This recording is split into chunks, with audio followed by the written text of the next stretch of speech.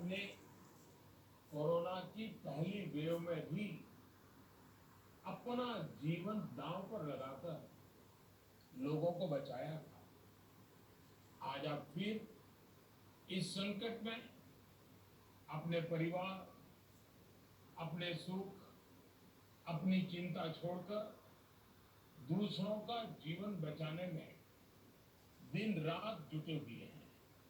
साथियों, हमारे शास्त्रों में कहा गया है, त्याज्यम न धैर्यम विदुरपि काले, अर्थात कठिन से कठिन समय में भी हमें धैर्य नहीं खोना चाहिए।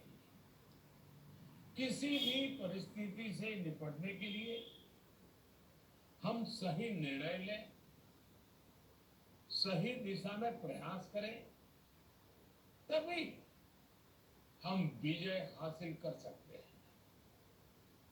इसी मंत्र को सामने रखकर आज देश दिन रात काम कर रहा है।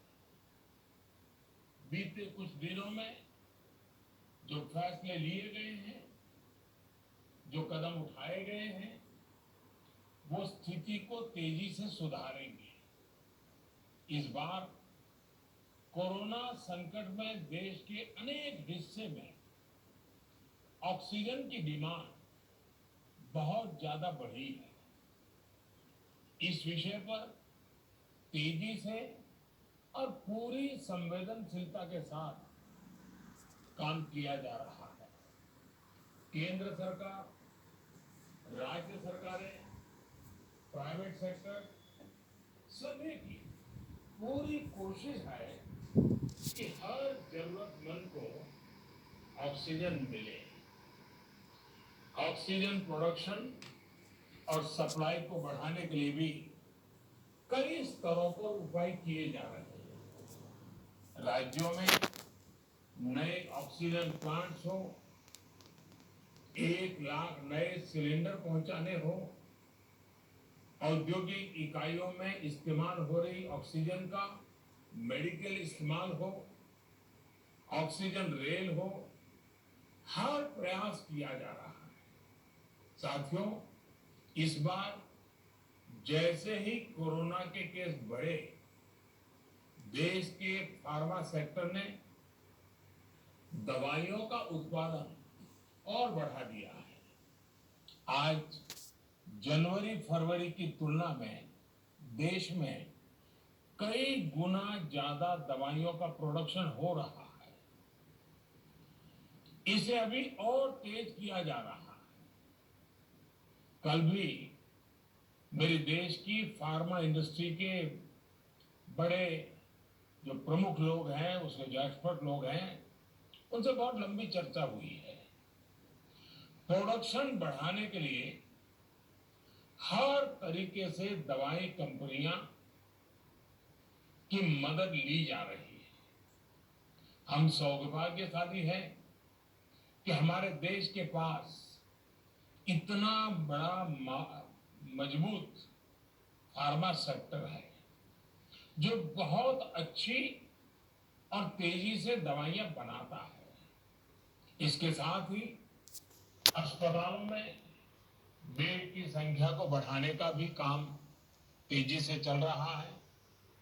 कुछ शहरों में ज्यादा डिमांड को देखते हुए विशेष और विशाल कोविड हॉस्पिटल बनाए जा रहे हैं। साथियों, पिछले वर्ष जब देश ने कोरोना के कुछ ही मरीज सामने आए थे, उसी समय भारत में कोरोना वायरस के खिलाफ प्रभावी वैक्सीन के लिए काम शुरू कर दिया था। हमारे वैज्ञानिकों ने दिन रात एक करके बहुत कम समय में देशवासियों के लिए वैक्सीन विकसित किए हैं। आज दुनिया की सबसे सस्ती वैक्सीन भारत में है। भारत की कोल्ड चेन व्यवस्था के अनुकूल वैक्सीन हमारे पास है। इस प्रयास में हमारे प्राइवेट सेक्टर ने इनोवेशन और एंटरप्राइज की भावना का बेहतरीन प्रदर्शन किया है। वैक्सीन की अप्रूवल्स और रेगुलेटरी प्रोसेसेस को फास्ट ट्रैक पर रखने के साथ ही सभी साइंटिफिक और रेगुलेटरी मदद को बढ़ाया गया है। यह एक टीम एफर्ट है जिसके कारण हमारा Bharat 2 made in India vaccine के साथ दुनिया का सबसे बड़ा टीकाकरण अभियान शुरू कर पाया। टीकाकरण के पहले चरण से ही गति के साथ ही इस बात पर जोर दिया गया कि ज्यादा से ज्यादा क्षेत्रों तक, जरूरतमंद लोगों तक वैक्सीन पहुंचे। दुनिया में सबसे तेजी से भारत में पहले 10 करोड़, फिर 11 करोड़ और अब 12 करोड़ वैक्सीन डोज दिए गए हैं। आज कोरोना से इस लड़ाई में हमें हौसला मिलता है कि हमारे health care workers, frontline corona warriors और सीनियर सिटीजन्स के एक बड़े हिस्से को वैक्सीन का लाभ मिल चुका है।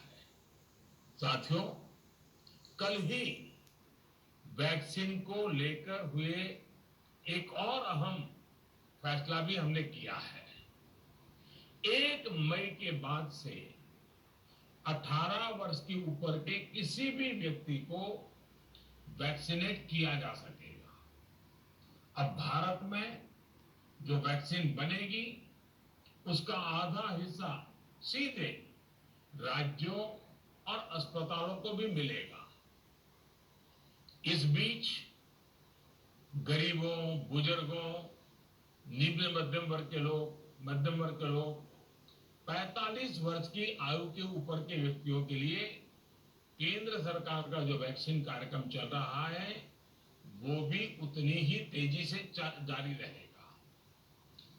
पहले की तरह ही सरकारी अस्पतालों में मुफ्त वैक्सीन मिलती रहेगी, जिसका फायदा, जैसा मैंने कहा, हमारे गरीब परिवार हो, हमारे मध्यम वर्ग, निम्न वर्ग के परिवार हो, वो उनका लाभ उठा सकेंगे।